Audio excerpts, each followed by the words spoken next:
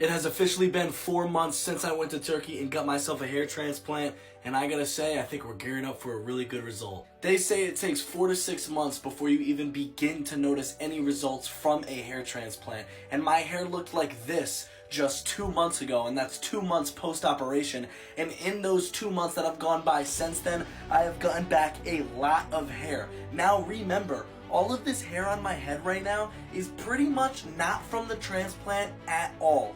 This is all my native hairs that have come back from all of the shock loss from the transplant itself. And all of this hair is only here because of finasteride, minoxidil, rosemary oil, my entire hair routine that I've been doing for a year and a half. This is a key part of my plan to get all of my hair back, because without it, I would not have a good result. Obviously, I'm nowhere near a full head of hair, but my transplanted hair has not really come in yet at all. All of this is going to be my transplanted hair, this front area. All of this hair, and you can tell because it's kind of longer, it's all hair that has been growing since the operation was done. The transplanted hair has barely even come in at all yet. This is all for my hair routine, which means when the hair transplanted hair comes in, it is going to thicken my hair up completely to a point where I think it's going to look phenomenal. Also, this is what my donor area is looking like right now.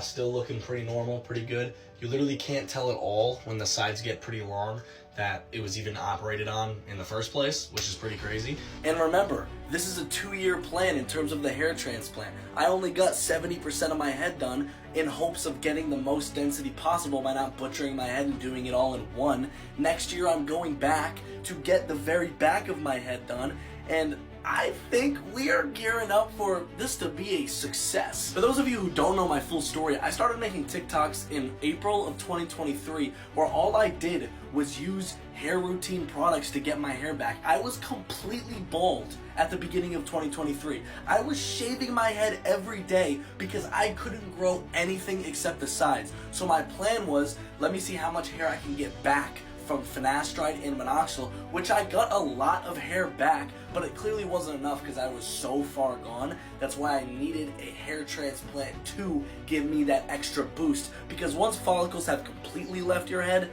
they're gone forever, unless you're reviving dormant follicles that don't grow anymore, which you do. That's what I did, but I was too far gone to ever not need a hair transplant. So I've really done this in the perfect way possible in order to get my hair back. I am so excited to see what my hair looks like in a couple of months. Even at the 7-month mark, the 6-month mark, I think that's when you're really going to be able to see the transplanted hair come in. Because right now, like, you can see there's all these like thin bald spots. This is all where I got the thickest part of the hair transplant.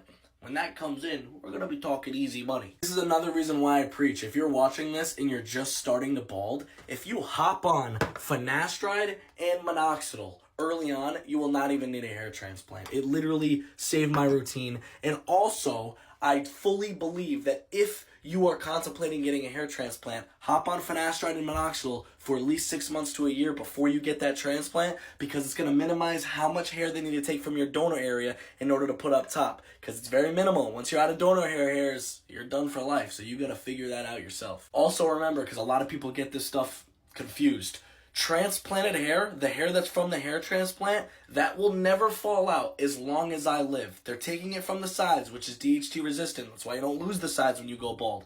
Therefore, that hair can never fall out ever.